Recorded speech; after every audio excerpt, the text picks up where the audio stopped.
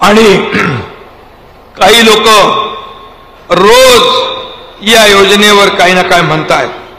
त्यांना तुम्ही कशी जागा दाखवायची ती बघा, तुमच्या हातात आहे।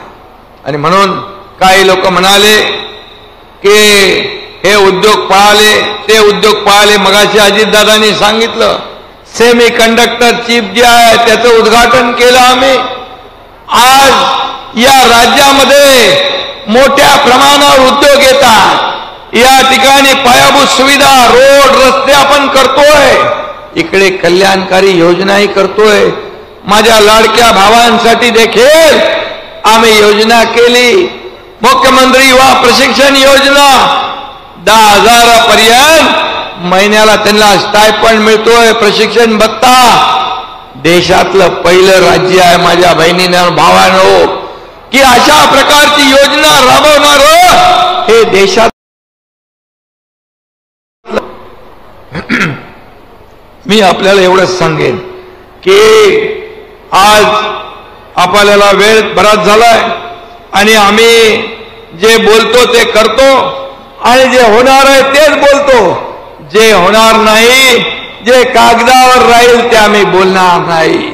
आणि म्हणून गेल्या 2 वर्षात, 2.25 वर्षात एवढी कामं, एवढ्या योजना करणार हे पहिलं सरकार आहे, महायुतीचं सरकार आहे। कारण आमच्याकडे आम्हाला स्वतः वैयक्तिक स्वार्थ नाही।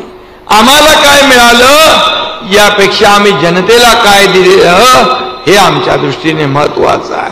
आणि आम्ही ही योजना मतांसाठी नाही, या माझ्या बहिणींची पत वाढवण्यासाठी आम्ही ही योजना केलेल्या आहे।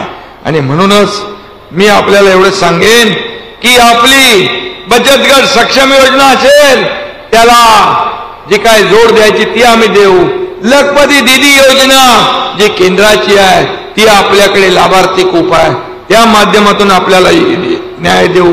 मुख्यमंत्री युवा कार्य प्रशिक्षण योजनेचं मी आपल्याला सांगितलं।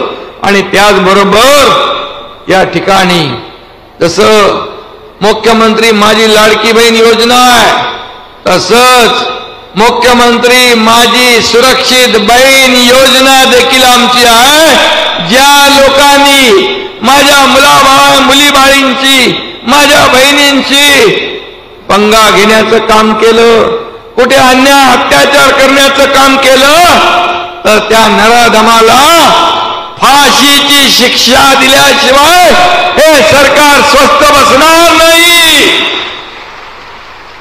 आणि त्याच्यासाठी देखील जे काय करायचं ते सरकार करतंय। आणि म्हणून सगळ्या बाजूने चौफेर विकास होतोय, सगळ्या बाजूने हा विकास होतोय। आज पण बघा इथे जिल्हाधिकारी कार्यालय ते नवीन भूसंपादन पुनर्वसन कार्यालय सुरू केलं, जिल्हा पोलीस अधीक्षक कार्यालय झालं, पोलीस वसाहतीचं लोकार्पण झालं, स्वर्गीय भाऊसाहेब फुंडकर शासकीय कृषी महाविद्यालयाचं भूमिपूजन झालं।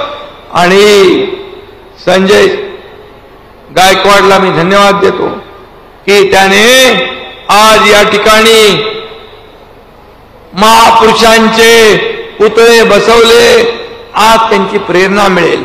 हे पहिलं शहर आहे की एवढ्या मोठ्या प्रमाणावर महापुरुषांच्या प्रतिमा इथे उभ्या झाल्या, त्यांच्या समोर नतमस्तक होण्याची संधी तुम्हाला आम्हाला मिळणार आहे।